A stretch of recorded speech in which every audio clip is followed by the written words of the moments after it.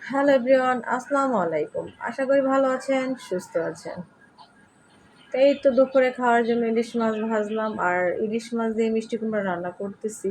তো ইলিশ মাছগুলো ভেজে নামিয়ে আমি এখন মিষ্টি কুমড়াটা রান্না করে নিচ্ছি।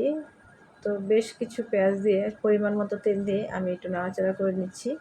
আর এই মিষ্টি কুমড়াটার মধ্যে রসুন আর শুকনো মরিচ আমি অনেকক্ষণ ভিজিয়ে রেখে ব্লেন্ড করে নিয়েছি, সেটাই আজকে তরকারির মধ্যে দিয়ে দেব। আর এতে করে কিন্তু তরকারিটার স্বাদ খুব ভালো আসে। তো যাই হোক, মিষ্টি কুমড়াটা দিয়ে দিলাম। মিষ্টি কুমড়াটা দিয়ে এখন ভালোভাবে নাড়াচাড়া করে দিয়ে ঢাকনা দিয়ে ঢেকে 2 মিনিটের মতো আমি একটু কষিয়ে নেব এইভাবেই। তো এইভাবে এই তো ঢাকনা দিয়ে এখন 2 মিনিটের মতো কষিয়ে নিচ্ছি।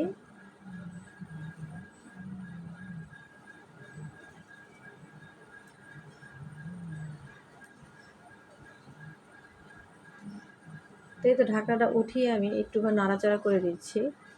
বেশ কিছুটা পানি উঠে এসেছে। তো এখন আমি একটু নাড়াচাড়া করে দিব আর মশলাগুলো দিয়ে দিব। স্বাদ মতো লবণ দিয়ে দিলাম, আরও দিয়ে দিলাম হলুদ হাফ টেবিল চামচের মতো।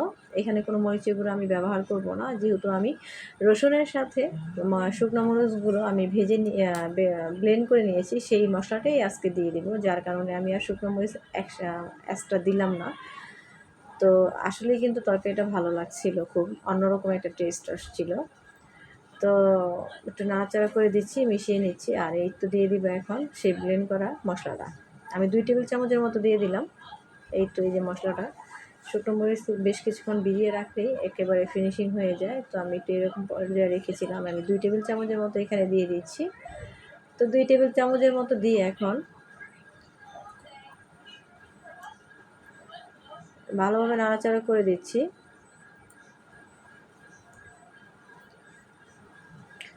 আর ছোটোবেলা থেকেই আমার আম্মুকে দেখতাম যে মিষ্টি কুমড়া ভাজি হোক কিংবা আপনার তরকারি হোক, সবসময় একটু সামান্য পরিমাণ চিনি দিত।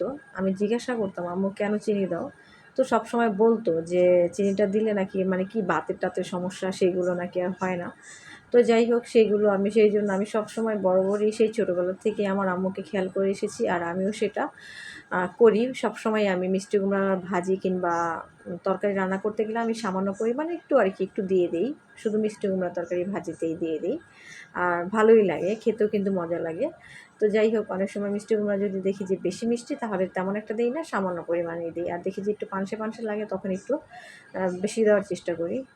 তো আমি এখন মাছের ঝোলের পানিটা দেওয়ার চেষ্টা করছি। তো ঝোলের পানিটা দিয়ে এখন মাছগুলো দিয়ে দেবো, যেহেতু ইলিশ মাছ, আর ইলিশ মাছটা ভাজাটাই ভাতের সাথে ভালো লাগে। আর ভাজা ইলিশ মাছটা তরকারির মধ্যে আমি দিই না, আমি এমনিতেই কাঁচা মাছটাই এইভাবে দিয়ে দিই ইলিশ মাছটার ক্ষেত্রে আর কি। আর অন্যান্য মাছ সবসময় ভাজা বা যে যখন যেটা আর কি সেটাই রান্না করি। তো এই ইলিশ মাছগুলো এখন বাছে বাছে সবগুলো দিয়ে দিচ্ছি। তো ইলিশ মাছগুলো যাই ছিল সবগুলো দিয়ে আজকে রান্না করে ফেলবো।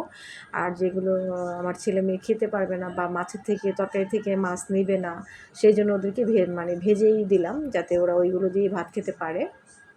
আসলে এত গরম পড়েছে, কি বলবো, এই গরমের মধ্যে কিছুই খেতে ইচ্ছে করে না। আর আমার তো রান্না করতেই ইচ্ছে করে না, কি বলবো। রান্নাটা আমার এত বিরক্ত লাগতেছে, মানে বোঝানো যাবে না যে কতটা খারাপ লাগছে। তো যাই হোক, ফাইনালি আমার রান্না শেষ হয়ে গেল। তো আজ এ পর্যন্ত কি ছিল। আল্লাহ হাফেজ।